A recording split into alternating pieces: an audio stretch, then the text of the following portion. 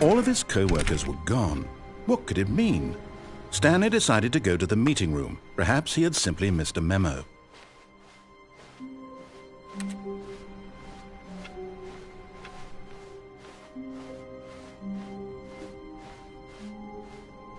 When Stanley came to a set of 2 open doors, he entered the door on his left.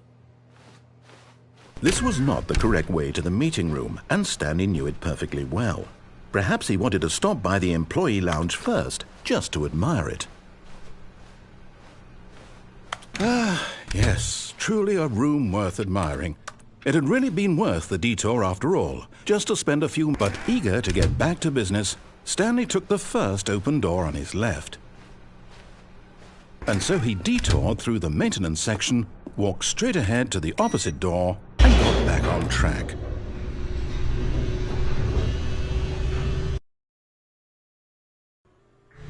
But Stanley didn't want to go back to the office. He wanted to wander about and get even further off track. So now in order to get back, he needed to go, from here it's, left. Oh, no, it's to the right, my mistake. No, not the right. Why would I have ever said it was to the right? What was I thinking? It's clearly... Oh dear, would you hold on for a minute, please? Now, let's see. We went down right, left, down, left, right. Yep, okay, yes. I've got it now. This story is absolutely, definitely this way.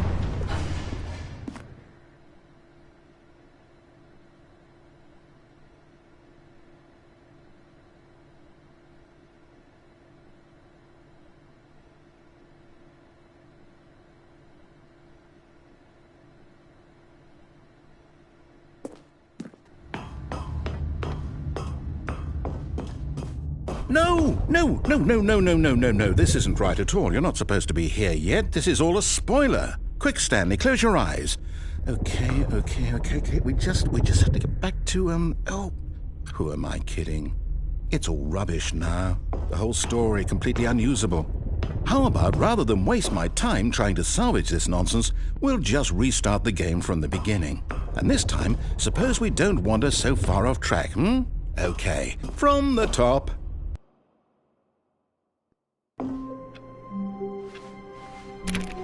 All of his co-workers were gone. What could it mean? Stanley decided to go to the meeting room. Perhaps he had simply missed a memo.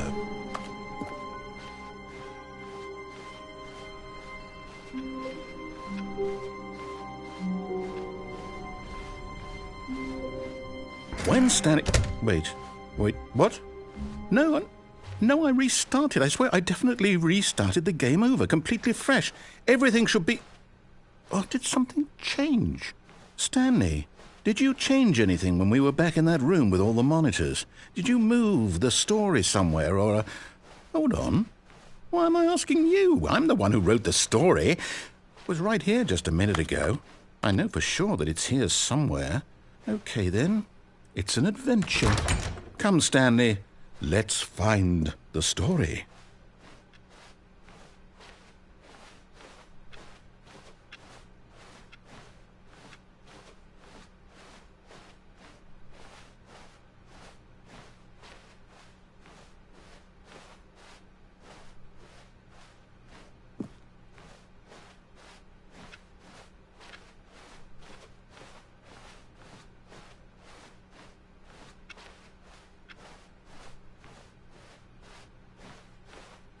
I'll say it. This is the worst adventure I've ever been on. I can promise you there definitely was a story here before. Do we need to restart the game again? Well, I find it unlikely that we'll ever progress by starting over and over again, but it's got to be better than this. Okay, let's give it a shot. Why not?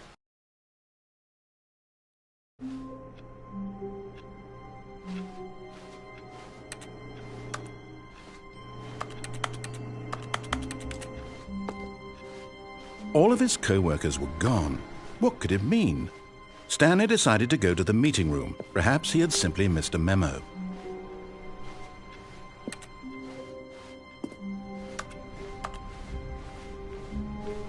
Okay, yep, it's worse. I might be remembering this wrong.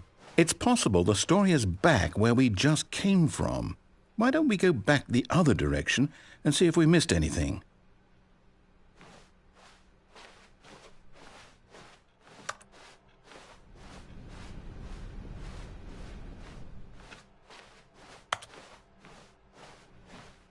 Aha! I knew we'd miss something. The story. Here it comes. No, wait, never mind. Not the story. Okay, let's head back the other way and retrace our steps.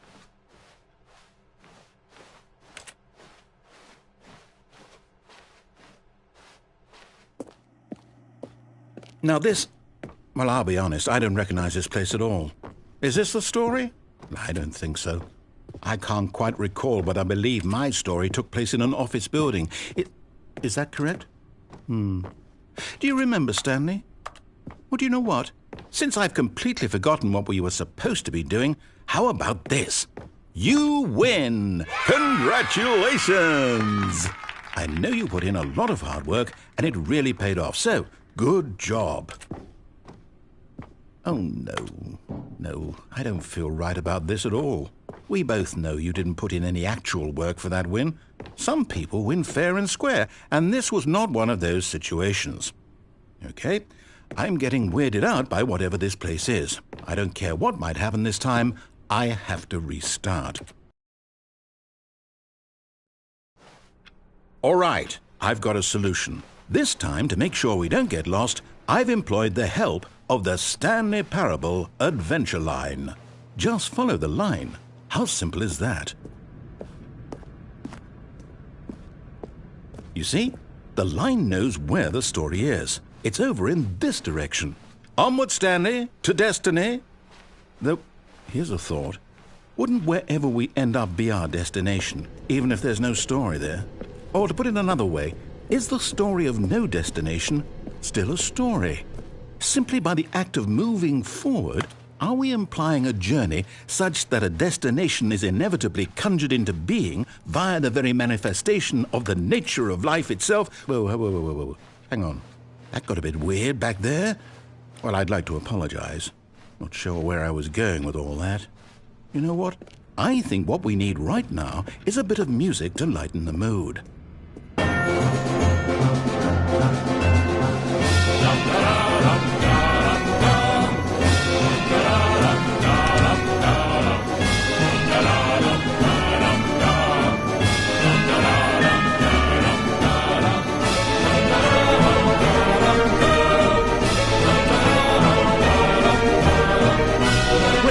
Cut the music, go back and look at that fern. Wait, what? We're back at the office? No. Line, you do know we're looking for the Stanley Parable, right? The story is... Oh, no, not again. Line, how could you have done this to us? And after we trusted you, after everything we've been through, you... Oh, I can't take this anymore. To hell with it. Restart.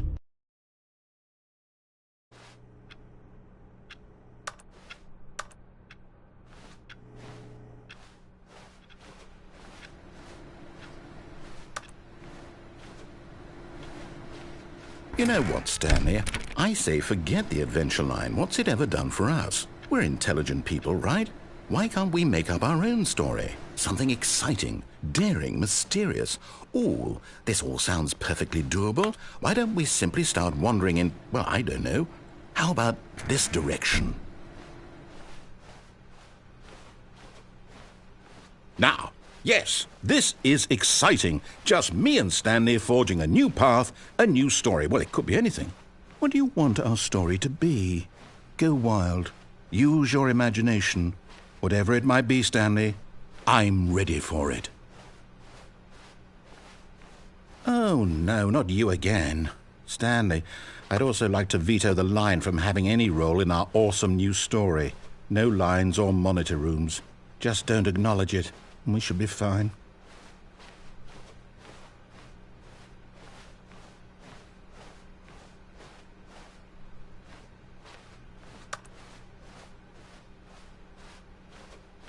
Ah, a choice. We get to make a decision. From here, the story is in our control. How important we mustn't squander the opportunity. In fact, I believe I need a minute to think here. Just walk in circles for a minute.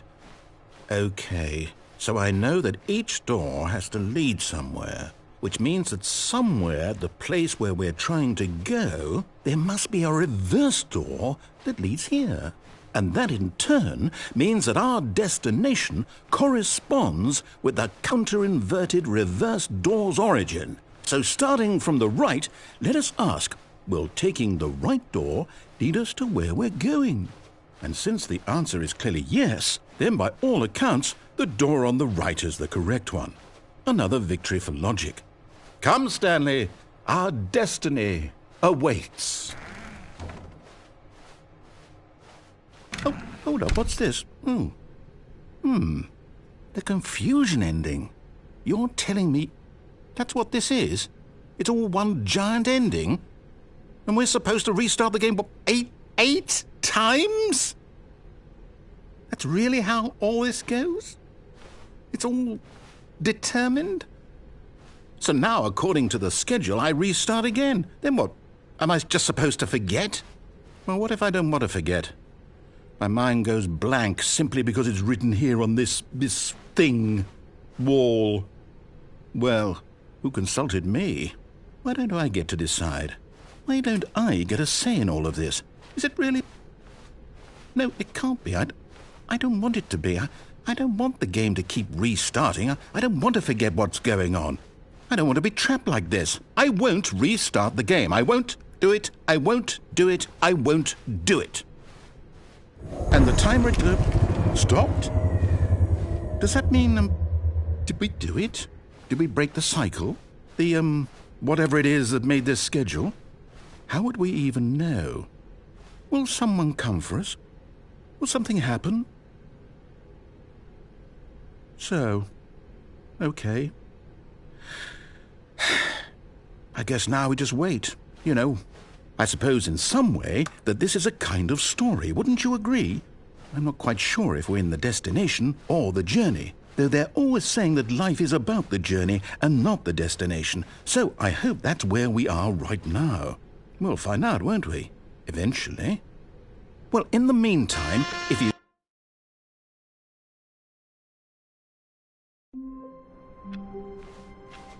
All of his co-workers were gone. What could it mean? Stanley decided to go to the meeting room. Perhaps he had simply missed a memo.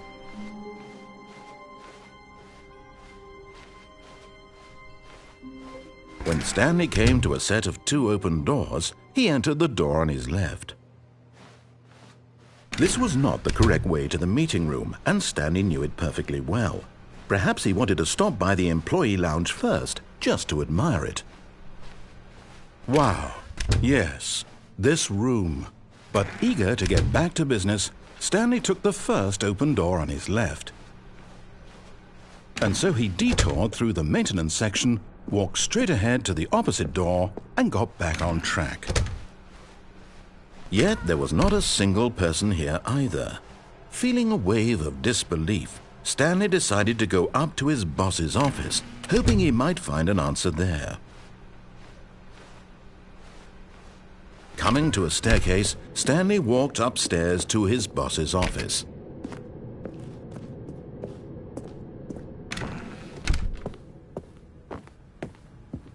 Stepping into his manager's office, Stanley was once again stunned to discover not an indication of any human life.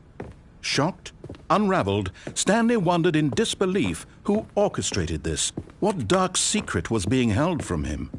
What he could not have known was that the keypad behind the boss's desk guarded the terrible truth that his boss had been keeping from him. And so the boss had assigned it an extra secret PIN number, 2845. But of course, Stanley couldn't possibly have known this.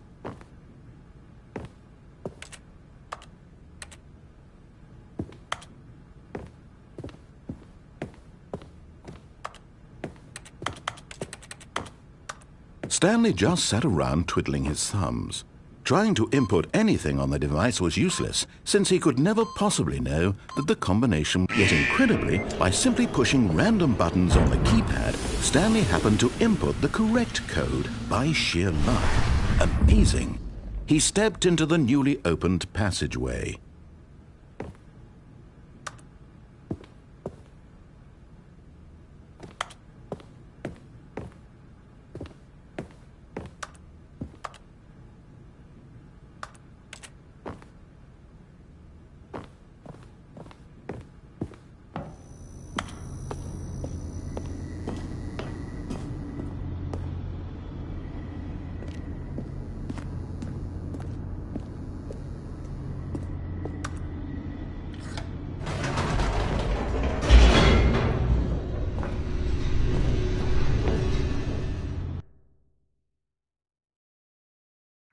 Descending deeper into the building, Stanley realized he felt a bit peculiar. It was a stirring of emotion in his chest, as though he felt more free to think for himself, to question the nature of his job. Why did he feel this now, when for years it had never occurred to him? This question would not go unanswered for long. Stanley walked straight ahead through the large door that read Mind Control Facility. Although this passageway had the word Escape written on it, the truth was that at the end of this hall, Stanley would meet his violent death. The door behind him was not shut. Stanley still had every opportunity to turn around and get back on track. At this point, Stanley was making a conscious, concerted effort to walk forward and willingly confront his death.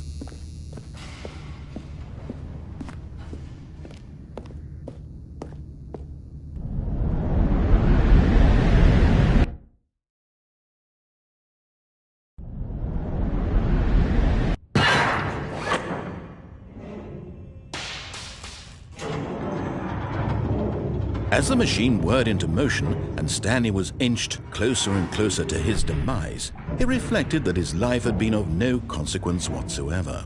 Stanley can't see the bigger picture. He doesn't know the real story, trapped forever in his narrow vision of what this world is. Perhaps his death was of no great loss, like plucking the eyeballs from a blind man. And so he resigned and willingly accepted this violent end to his brief and shallow life.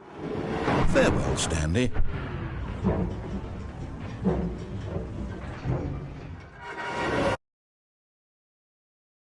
Farewell, Stanley, cried the narrator, as Stanley was led helplessly into the enormous metal jaws.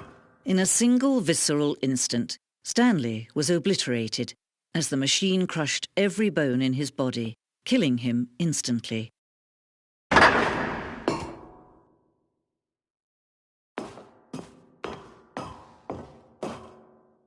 And yet it would be just a few minutes before Stanley would restart the game, back in his office, as alive as ever. What exactly did the narrator think he was going to accomplish? When every path you can walk has been created for you long in advance, death becomes meaningless, making life the same. Do you see now? Do you see that Stanley was already dead from the moment he hit start?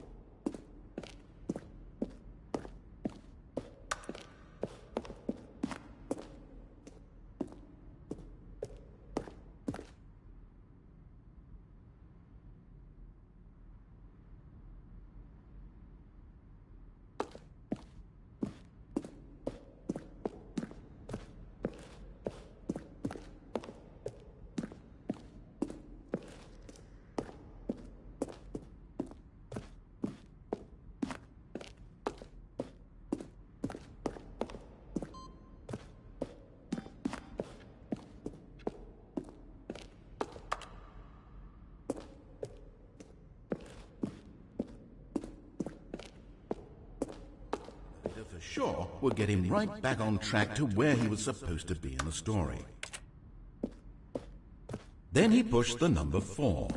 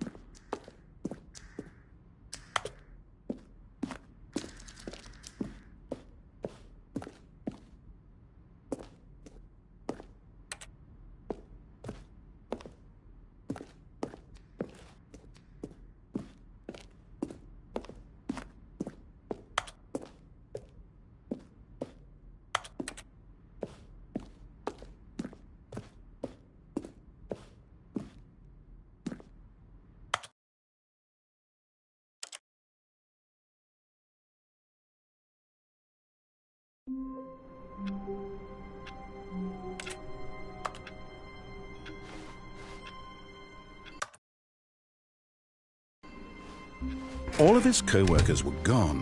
What could it mean? Stanley decided to go to the meeting room. Perhaps he had simply missed a memo.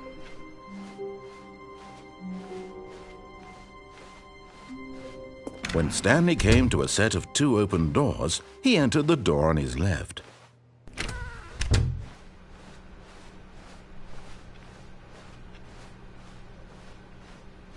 Yet there was not a single person here either. Feeling a wave of disbelief, Stanley decided to go up to his boss's office. Coming to a staircase, Stanley walked upstairs to his boss's office.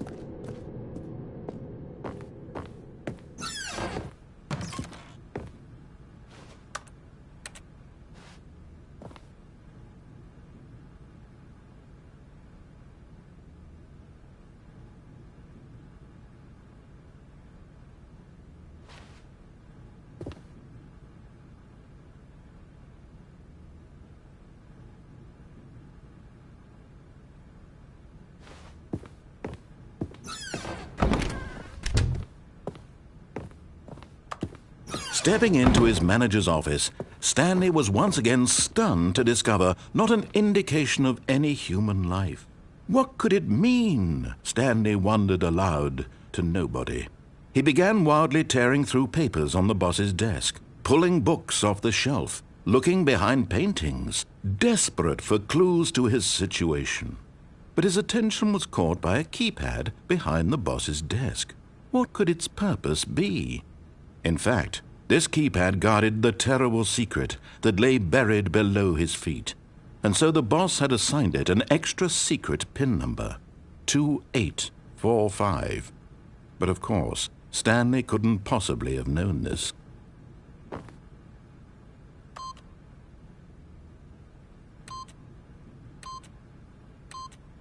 Stanley just sat around twiddling his thumbs. Trying to input anything on the device was useless, since he could never possibly know that the combination was 2845. Yet incredibly, by simply pushing random buttons on the keypad, Stanley happened to input the correct code by sheer luck. Amazing! He stepped into the newly opened passageway.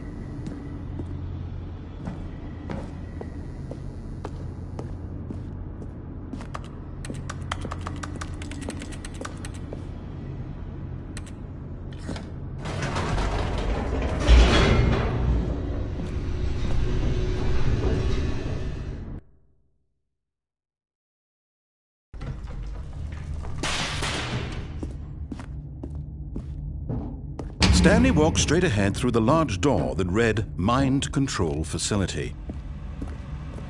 Although this passageway had the word Escape written on it, the truth was that at the end of this hall, Stanley would meet his violent death. The door behind him was not shut. Stanley still had every opportunity to turn around and get back on track. At this point, Stanley was making a conscious, concerted effort to walk forward and willingly confront his death.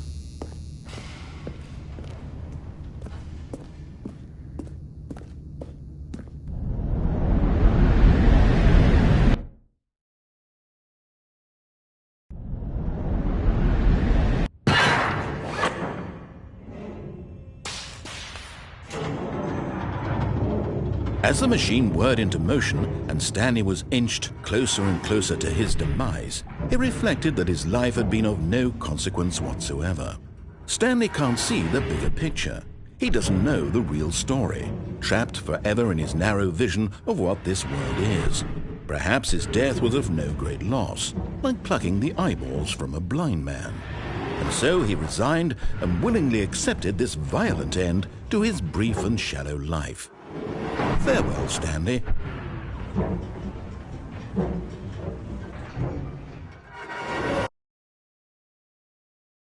"Farewell, Stanley," cried the narrator, as Stanley was led helplessly into the enormous metal jaws. In a single visceral instant, Stanley was obliterated as the machine crushed every bone in his body, killing him instantly.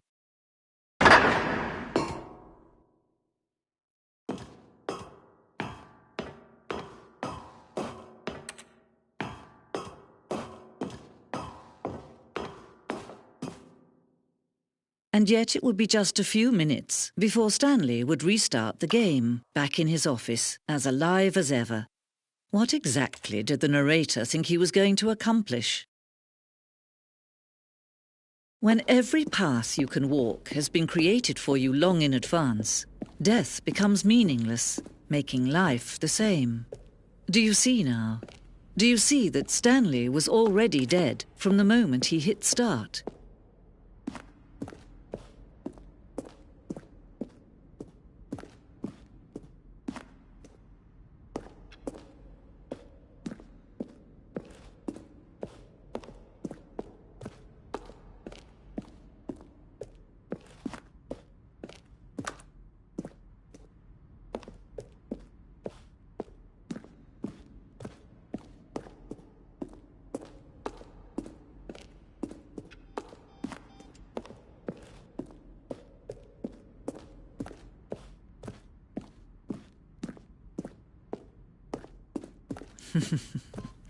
Oh, look at these two. How they wish to destroy one another.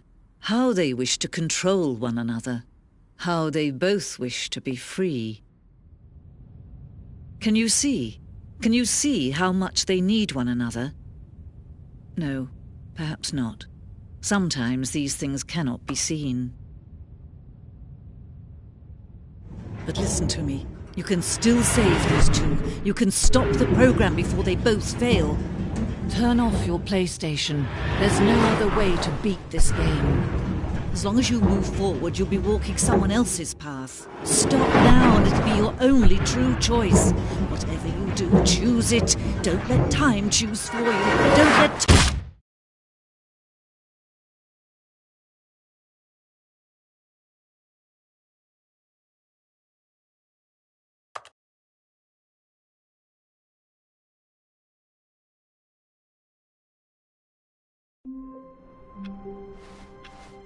All of his co-workers were gone. What could it mean? Stanley decided to go to the meeting room. Perhaps he had simply missed a memo.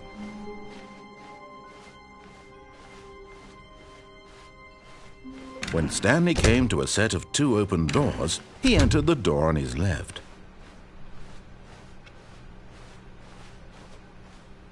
Yet there was not a single person here either. Feeling a wave of disbelief, Stanley decided to go up to his boss's office. Hoping him coming to a staircase, Stanley walked upstairs to his boss's office.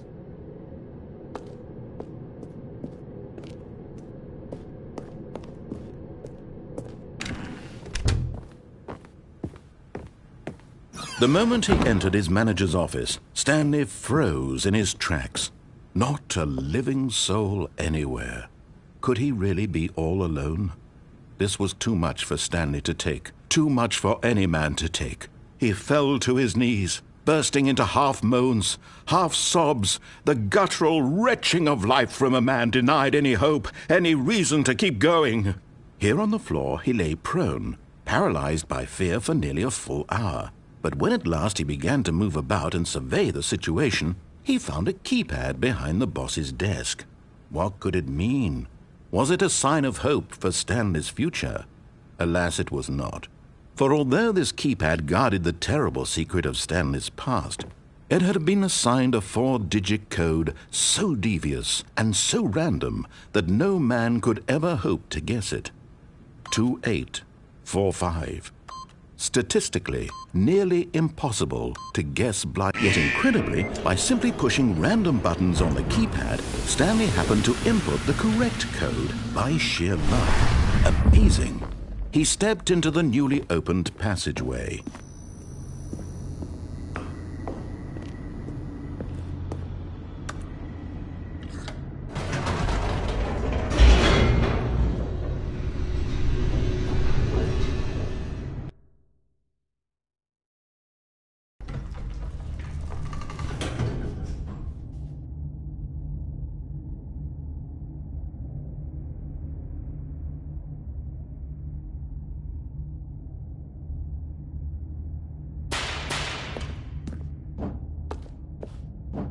Stanley walked straight ahead through the large door that read Mind Control Facility.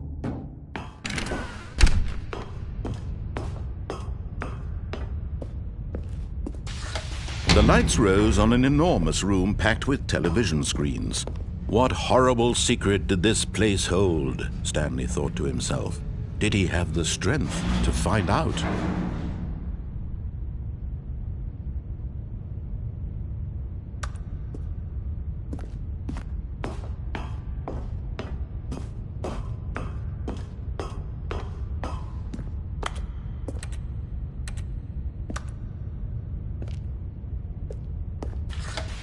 Now the monitors jumped to life, their true nature revealed. Each bore the number of an employee in the building, Stanley's co-workers. The lives of so many individuals reduced to images on a screen, and Stanley, one of them, eternally monitored in this place where freedom meant nothing.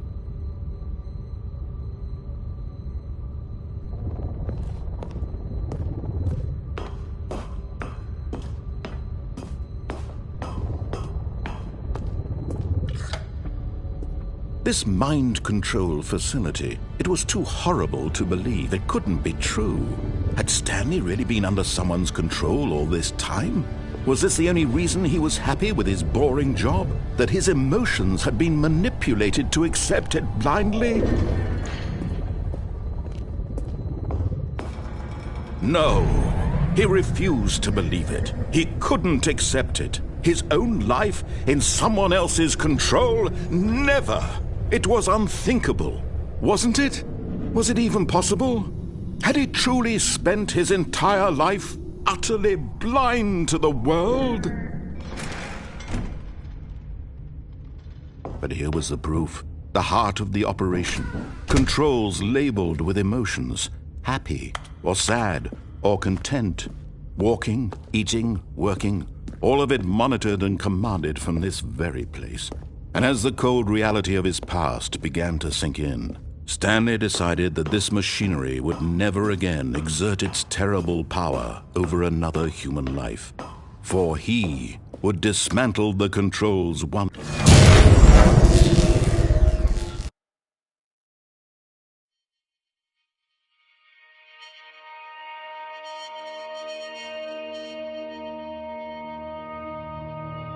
Blackness and a rising chill of uncertainty.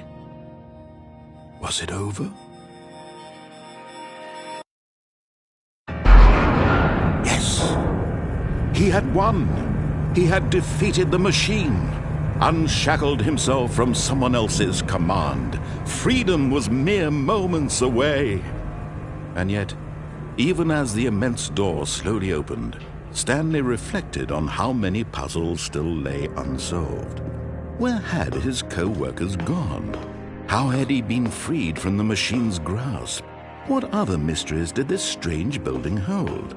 But as sunlight streamed into the chamber, he realized none of this mattered to him. For it was not knowledge or even power that he had been seeking, but happiness. Perhaps his goal had not been to understand, but to let go. No longer would anyone tell him where to go, what to do, or how to feel. Whatever life he lives, it will be his. And that was all he needed to know. It was perhaps the only thing worth knowing. Stanley stepped through the open door.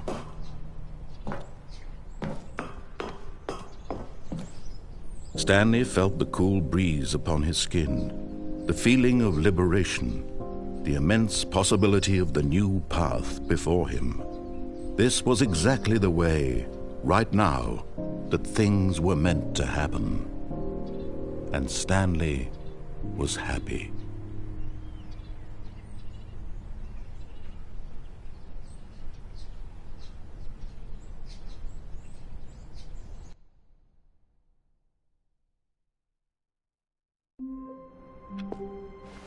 Stanley knew the office layout like the back of his hand.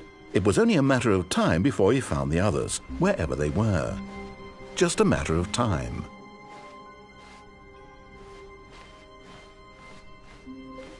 When Stanley came to a set of 2 open doors, he entered the door on his left.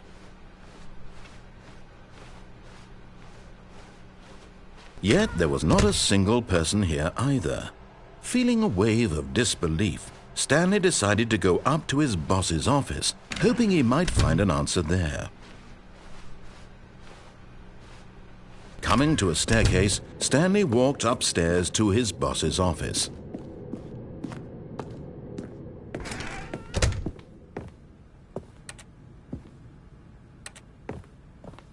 Stepping into his manager's office, Stanley was once again stunned to discover not an indication of any human life. What could it mean, he wondered. Desperate for answers, he began to... Stanley was in such a rush to get through the story as quickly as possible, he didn't even have a single minute to just let the narrator talk. That kind of anxiety isn't healthy, so he relaxed for a few moments with some calming New Age music.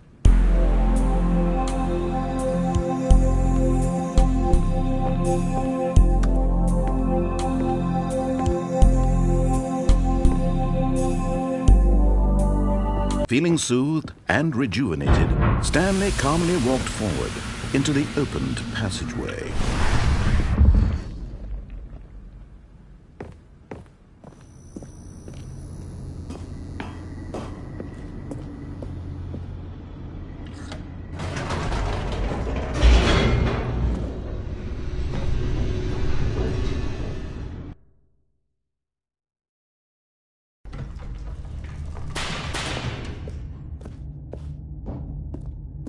Stanley walked straight ahead through the large door that read Mind Control Facility.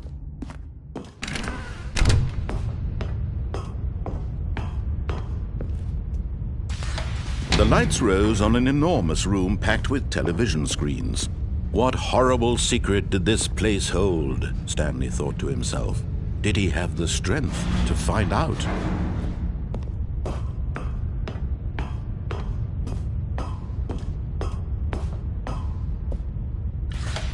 Now the monitors jumped to life, their true nature revealed.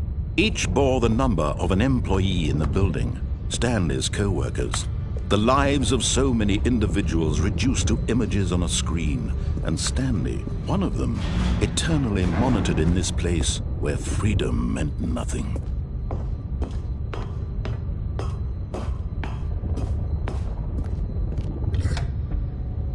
This mind control facility, it was too horrible to believe. It couldn't be true. Had Stanley really been under someone's control all this time? Was this the only reason he was happy with his boring job? That his emotions had been manipulated to accept it blindly?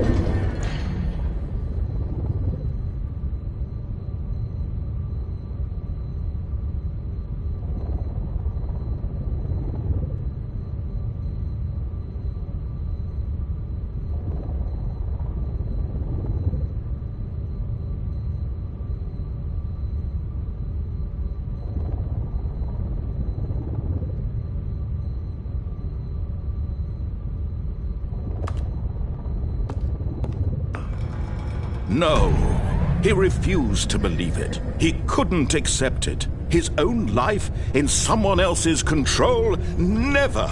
It was unthinkable, wasn't it? Was it even possible? Had he truly spent his entire life utterly blind to the world?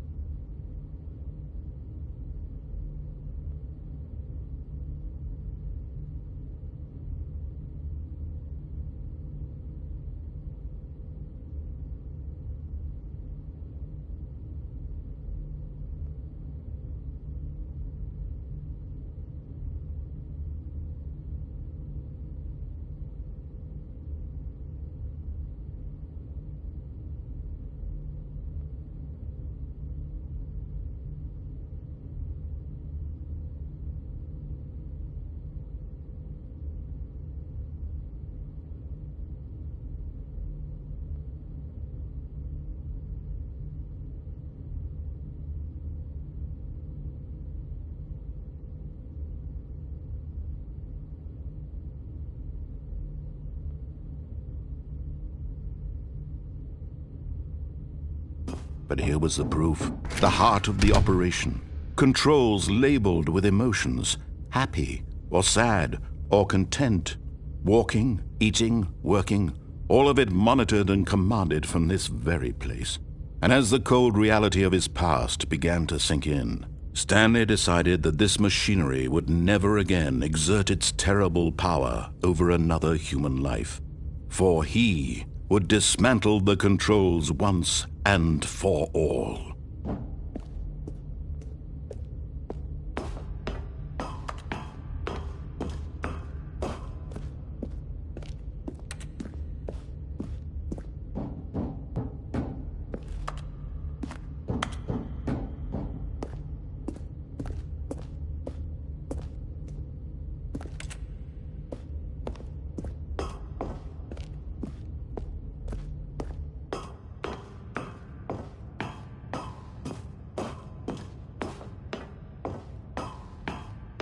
And when at last he found the source of the room's power...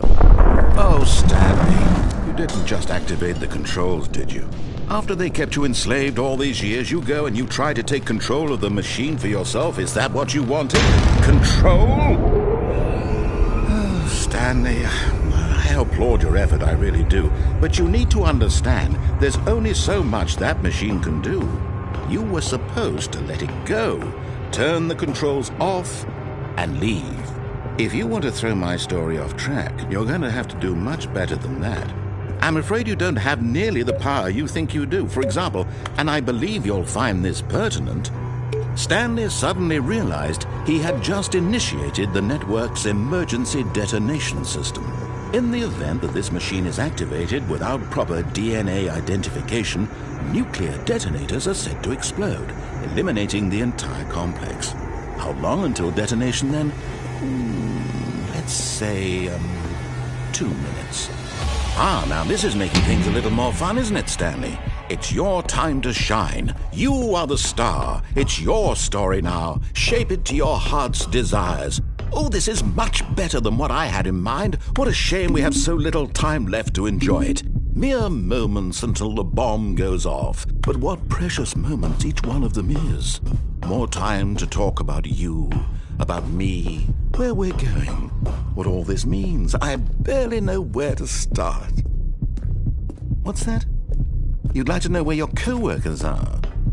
A moment of solace before you're obliterated? All right, I'm in a good mood. You're going to die anyway. I'll tell you exactly what happened to them. I erased them. I turned off the machine. I set you free. Of course, that was merely in this instance of the story. Sometimes when I tell it, I simply let you sit there in your office forever, pushing buttons endlessly and then dying alone. Other times, I let the office sink into the ground, swallowing everyone inside, or I let it burn to a crisp.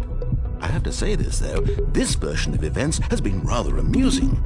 Watching you try to make sense of everything and take back the control wrested away from you, it's quite rich. I almost hate to see it go. But I'm sure whatever I come up with on the next go-around will be even better. My goodness, only 34 seconds left. But I'm enjoying this so much. You know what? To hell with it.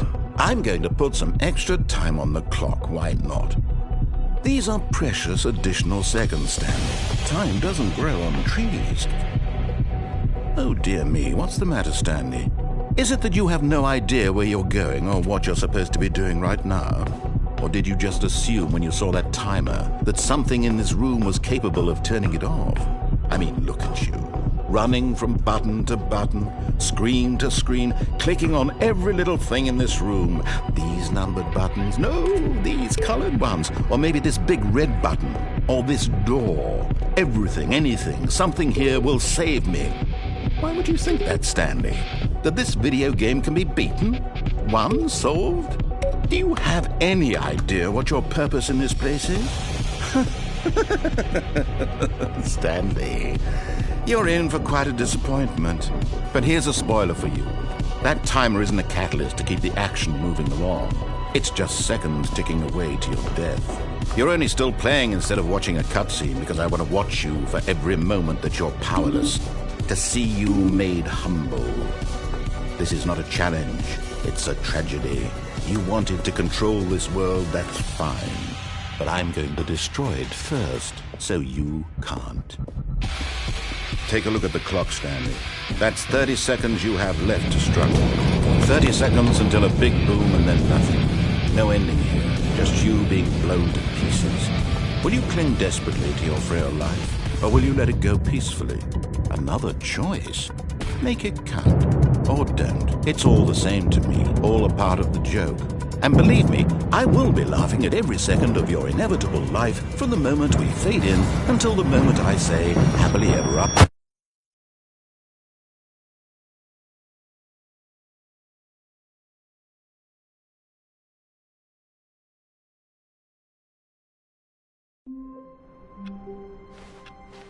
Stanley knew the office layout like the back of his hand. It was only a matter of time before he found the others, wherever they were. Just a matter of time. When Stanley came to a set of 2 open doors, this was not the correct way to the meeting room, and Stanley knew it perfectly well. Perhaps he wanted to stop by the employee lounge first, just to admire it. The lounge was sublime, a work of art. What was it about? But eager to get back to business, Stanley took the first open door on his left.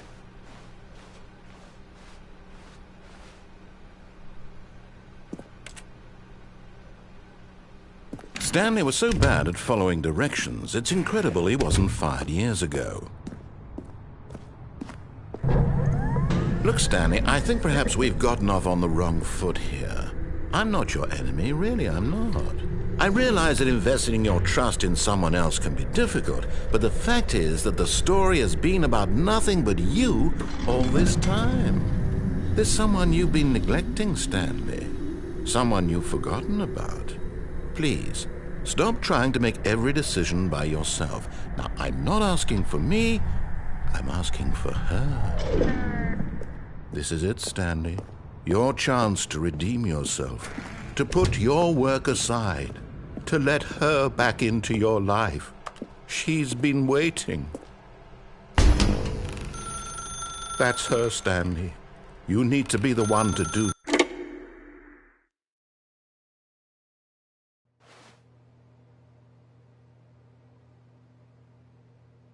Oh, Stanley, is that you?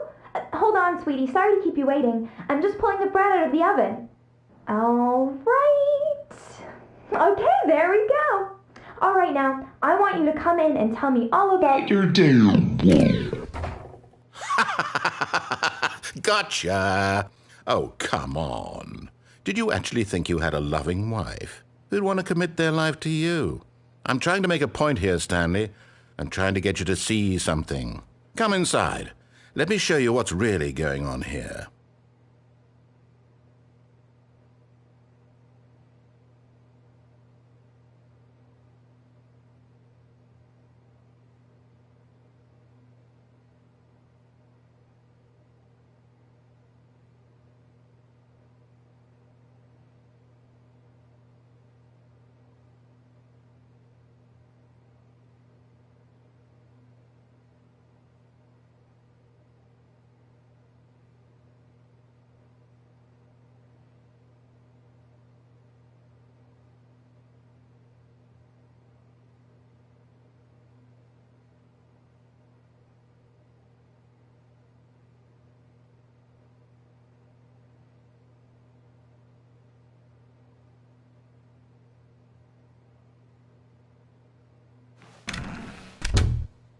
This is a very sad story about the death of a man named Stanley.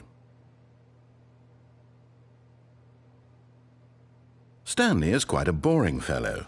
He has a job that demands nothing of him, and every button that he pushes is a reminder of the inconsequential nature of his existence. Look at him there, pushing buttons, doing exactly what he's told to do. Now he's pushing a button. Now he's eating lunch. Now he's going home. Now he's coming back to work.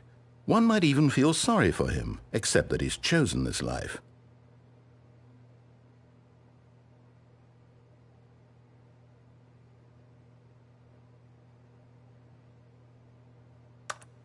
But in his mind, in his mind he can go on fantastic adventures. From behind his desk, Stanley dreamed of wild expeditions into the unknown, fantastic discoveries of new lands.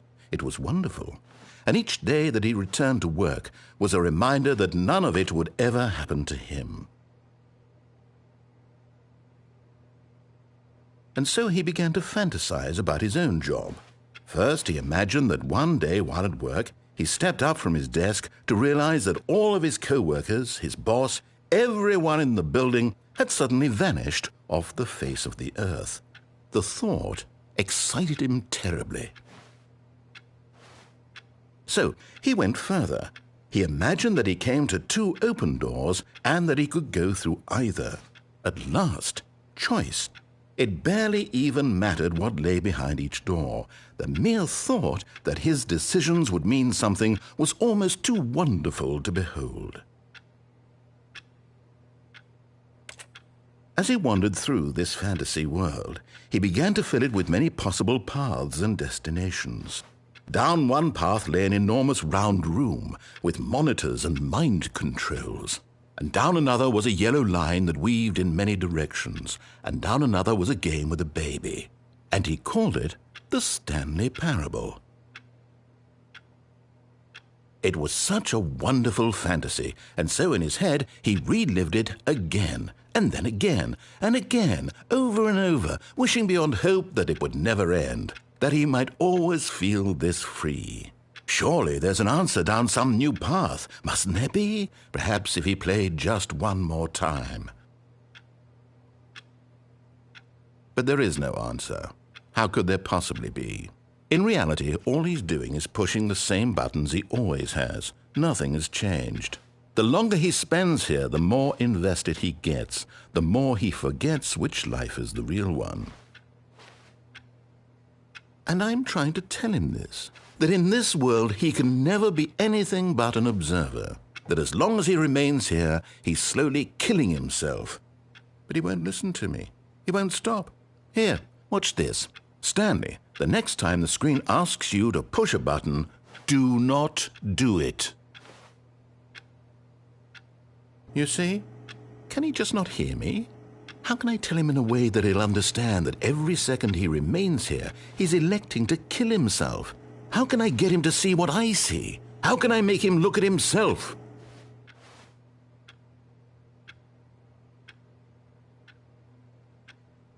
I suppose I can't, not in the way I want him to. But I don't make the rules. I simply play to my intended purpose, the same as Stanley. We're not so different, I suppose. I'll try once more to convey all this to him. I'm compelled to. I must. Perhaps, well, maybe this time he'll see. Maybe this time. And I tried again, and Stanley pushed a button. And I tried again, and Stanley pushed a button. And I tried.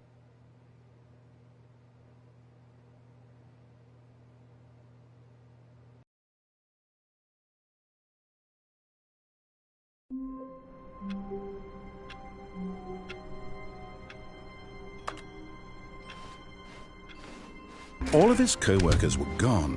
What could it mean?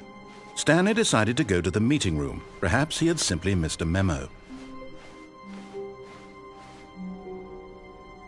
Oh, new content? What does that mean, new content?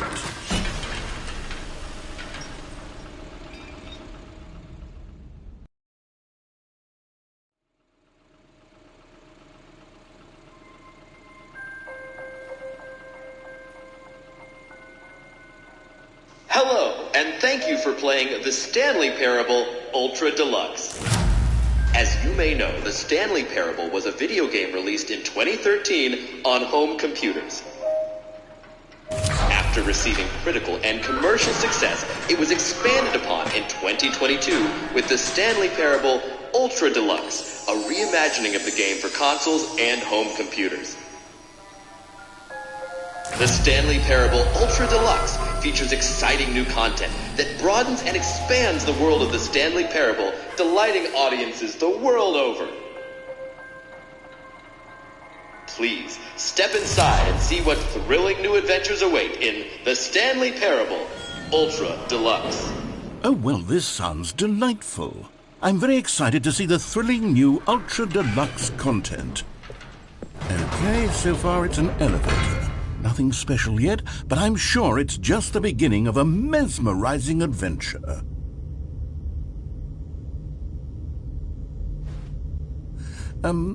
Is it broken? What's going on here?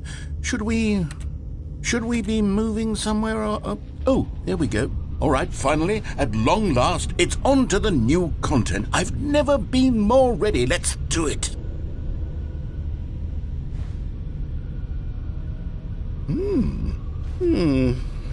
I have to say, initial impressions of Stanley Parable Ultra Deluxe, mostly tedious. It's as if the... Oh, okay. Let's see the content. Give me the content, Stanley. All right, let's see. It's the jump circle.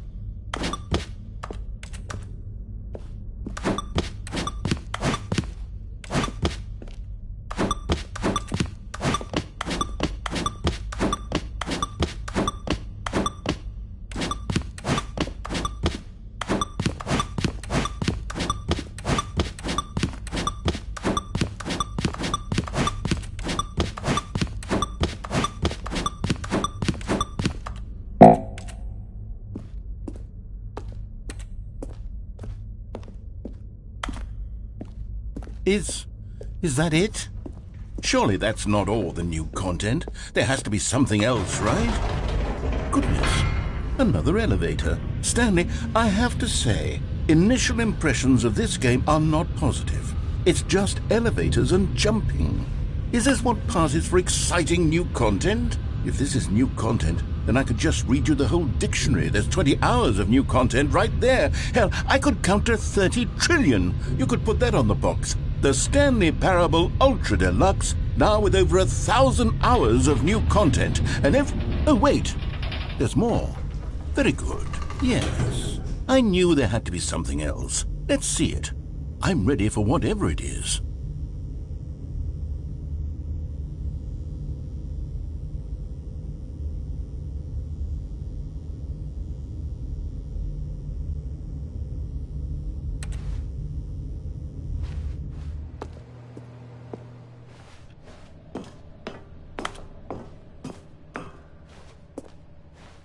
That's it? Oh, you've got to be kidding me. You see, Stanley? This is what happens when greedy video game developers with no respect for their fan base rush a cheap expansion to market for no reason other than to make an easy dollar. And don't get me started on the level of craftsmanship that's gone into it. In fact, I'm looking right now at the game's trophies, and it's hard to believe one of them actually says, "Test trophy, please ignore." What quality assurance department signed off on this? I'm infuriated and I'm offended, and I intend to find these people on Twitter and hold them personally accountable. It's my fault, Stanley.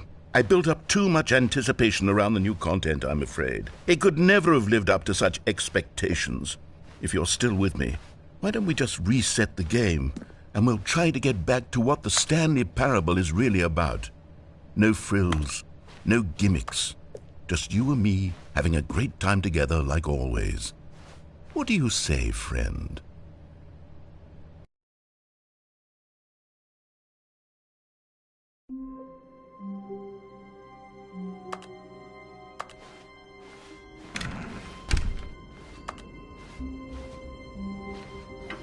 Psst! Stanley! Come over here! In the vent! I want to show you something!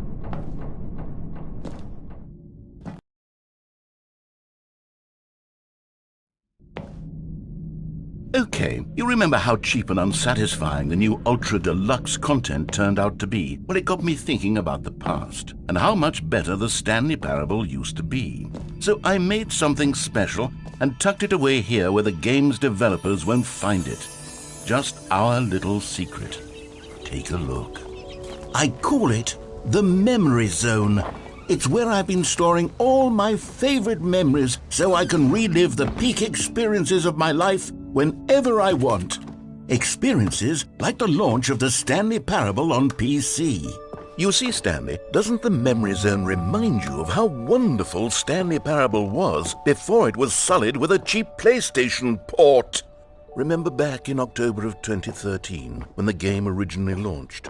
Back then, video games had integrity. Back then, it all meant something. And over here is where I keep reviews of the Stanley Parable. Like this stunning triumph of games journalism, 10 out of 10 from Destructoid.com. James Stephanie Sterling writes, and I quote, "Where so many games that aspire to be more than games end up less than any form of art, Stanley Parable strives and then succeeds to be every game ever created."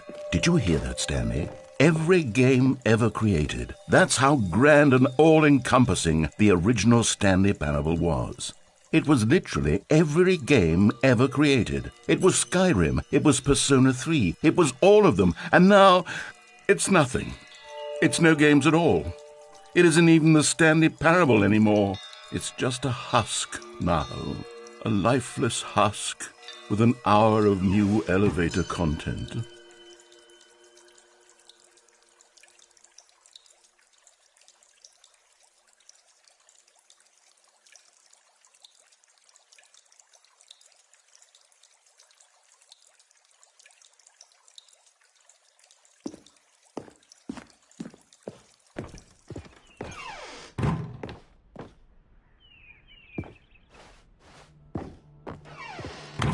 Here's another moving passage, this time from GameSpot.com. The Stanley Parable is both a richly stimulating commentary on the nature of choice in games and one that offers some of the most enjoyable, surprising, and rewarding choices I've ever been confronted with in a game. 9 out of 10. Don't you get it, Stanley? The game was perfect. It didn't need anything else. It didn't need new content. All they had to do was transport it in pristine condition along to the PlayStation. Boom, done.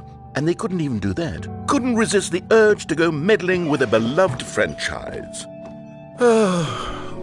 These were simpler times, Stanley. But I wouldn't give to go back to have it all over again. Wait, hang on. I don't recall this part of the Memory Zone before. What's this? What's down here? Oh, no. Oh, God, no, Stanley. It's a collection of reviews from Pressurized Gas, the extremely popular online storefront for computer games. I haven't looked at these in years. I can't even imagine what's been collecting down here. Surely these reviews were glowing as well, weren't they? Honestly, I could not be bothered to play this game to full completion. The narrator is obnoxious and unfunny, with his humor and dialogue proving to be more irritating than entertaining. Unfunny! I'm not trying to be funny. I'm trying to make a serious work of art. I suppose I could write up a handful of gags to insert into the Stanley Parable, but the game is already such a densely layered web of profound philosophical insights that I can't even imagine where I'd have the room to stick them.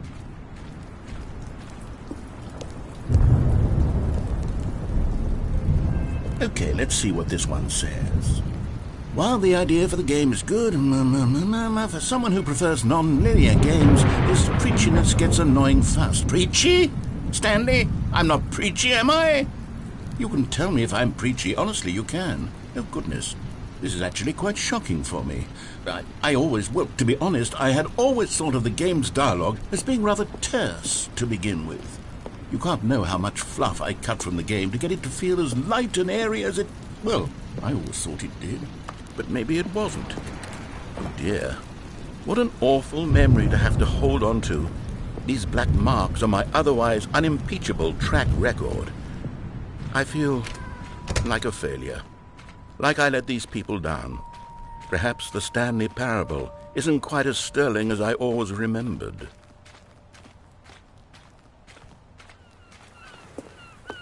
What's this one got to say? You constantly have to stop doing anything so the narrator can catch up with his long-winded explanations of what's happening. I wish there was a skip button. A skip button? Well, yes. Yes, I think we can do that. If I'm truly too preachy, then maybe letting you skip ahead for just a moment, surely it couldn't hurt. Not if it means we can strike these negative reviews from the record. Only positive reviews of the Stanley Parable. That's my motto today, and it's always been my motto. I'd do anything for the customer, Stanley. Yes, a skip button we shall have.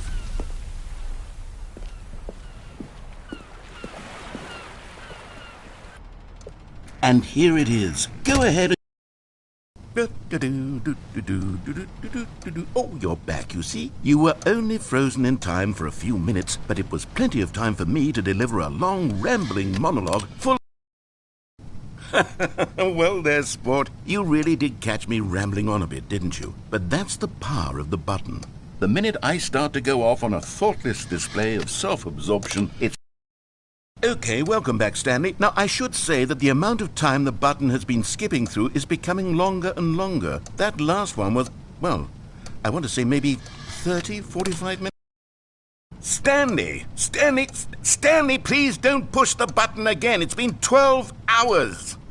You've just been frozen there.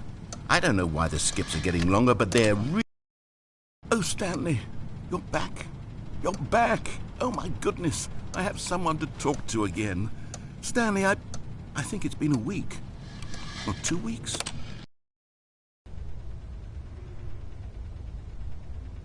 Oh, hello. It's you. You're here again. Welcome. I have had time to think about you and about...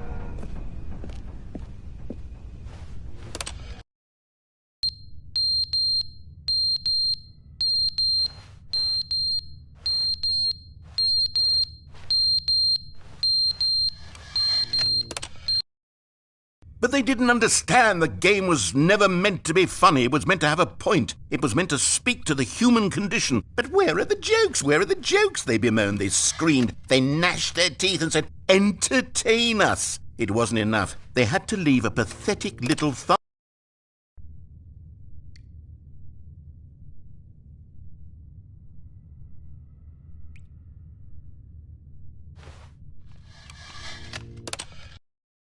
The end is never the end, is never the end, is never the end, is never the end, is never the end, is never the end, is never the end, is never the end, is never the end, is...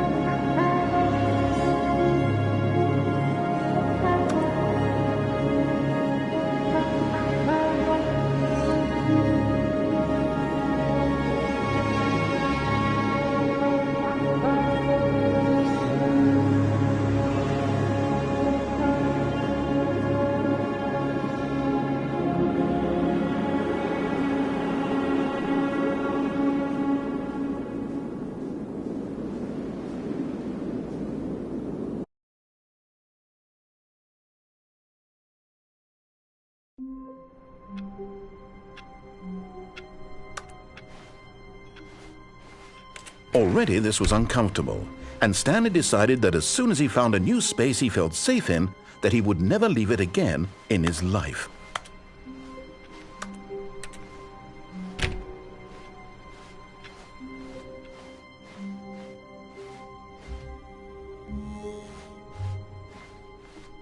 When Stanley came to a set of 2 open doors, he entered the door on his left.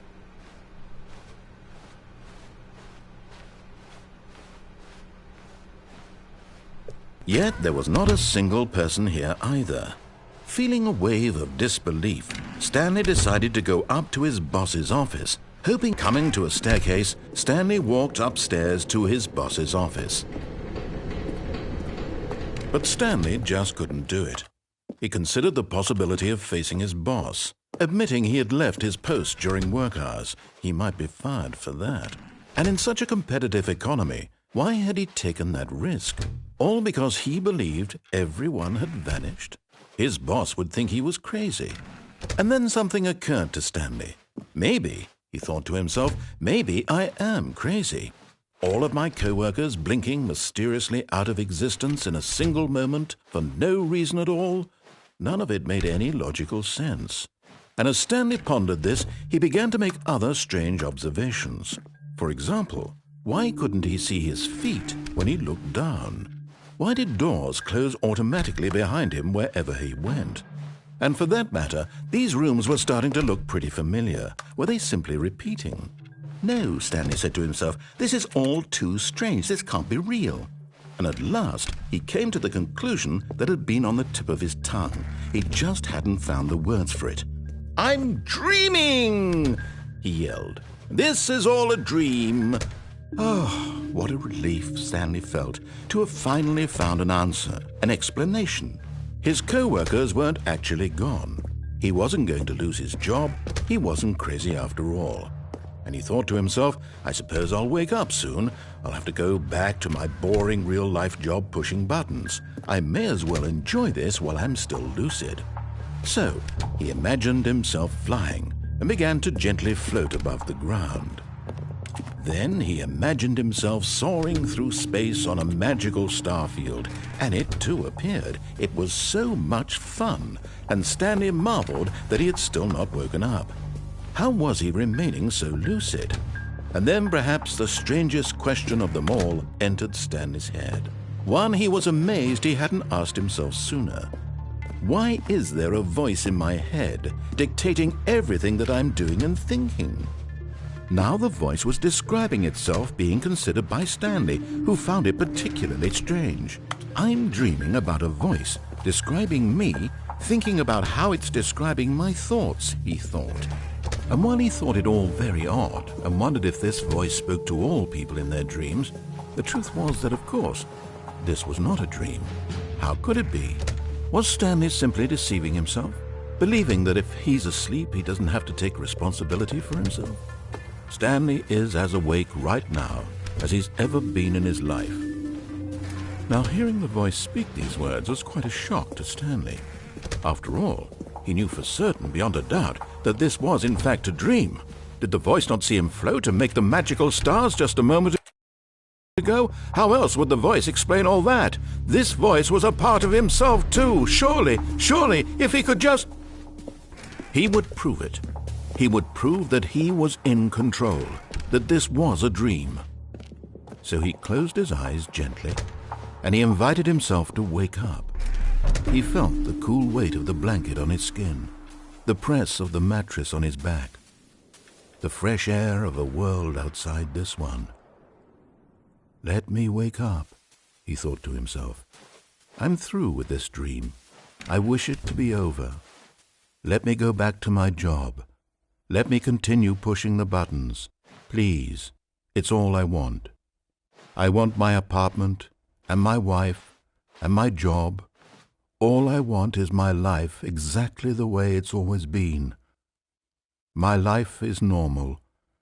I am normal. Everything will be fine. I am okay.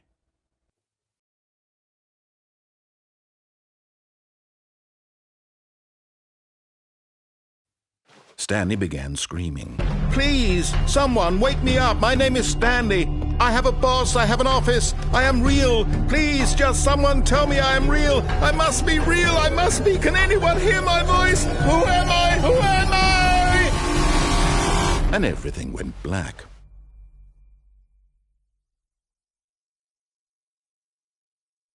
This is the story of a woman named Mariella. Mariella woke up on a day like any other. She arose, got dressed, gathered her belongings, and walked to her place of work. But on this particular day, her walk was interrupted by the body of a man who had stumbled through town talking and screaming to himself, and then collapsed dead on the sidewalk. And although she would soon turn to go call for an ambulance, for just a few brief moments she considered the strange man. He was obviously crazy, this much she knew. Everyone knows what crazy people look like. And in that moment, she thought to herself how lucky she was to be normal. I am sane. I am in control of my mind. I know what is real and what isn't. It was comforting to think this, and in a certain way, seeing this man made her feel better. But then she remembered the meeting she had scheduled for that day. The very important people whose impressions of her would affect her career, and by extension, the rest of her life. She had no time for this, so it was only a moment that she stood there, staring down at the body. And then she turned and ran.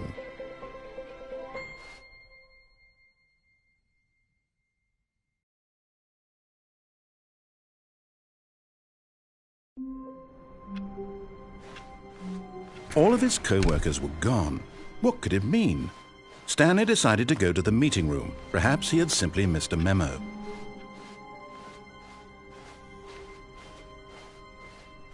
When Stanley came to a set of 2 open doors, he entered the door on his left. Yet there was not a single person here either. Feeling a wave of disbelief, Stanley decided to go up to his boss. Coming to a staircase, Stanley walked upstairs to his boss's office.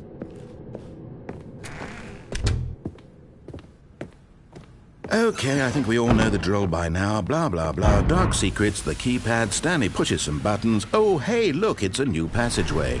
Quelle surprise.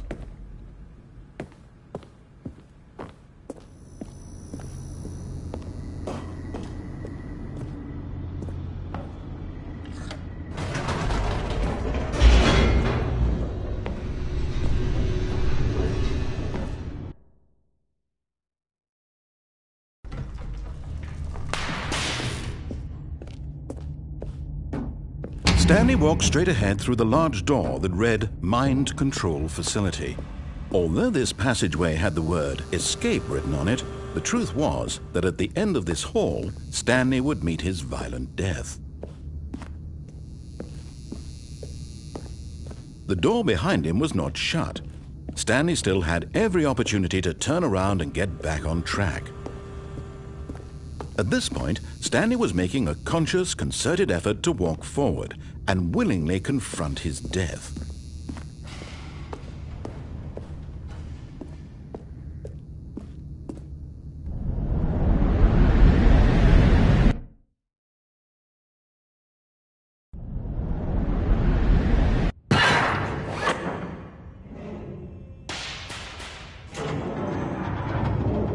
As the machine whirred into motion and Stanley was inched closer and closer to his demise, he reflected that his life had been of no consequence whatsoever. Stanley can't see the bigger picture. He doesn't know the real story, trapped forever in his narrow vision of what this world is. Perhaps his death was of no great loss, like plucking the eyeballs from a blind man. And so he resigned and willingly accepted this violent end to his brief and shallow life. Farewell, Stanley.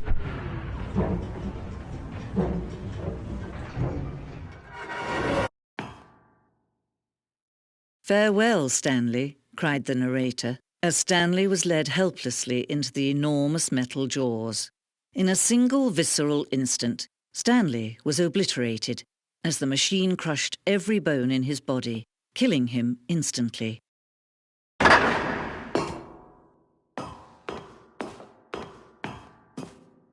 And yet it would be just a few minutes before Stanley would restart the game, back in his office, as alive as ever.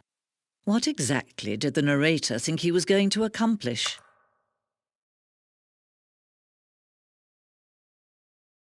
When every path you can walk has been created for you long in advance, death becomes meaningless, making life the same.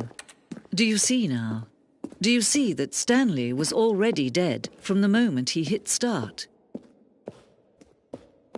This elevator for sure will get him right back on track to be in the story. Co-workers.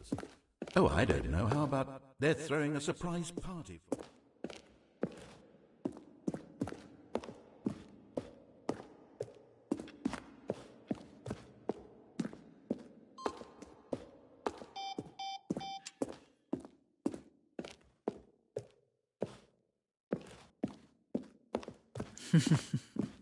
Oh, look at these two. How they wish to destroy one another. How they wish to control one another. How they both wish to be free. Can you see? Can you see how much they need one another? No, perhaps not. Sometimes these things cannot be seen. But listen to me. You can still save these two. You can stop the program before they both fail. Turn off your PlayStation. There's no other way to beat this game. As long as you move forward, you'll be walking someone else's path. Stop.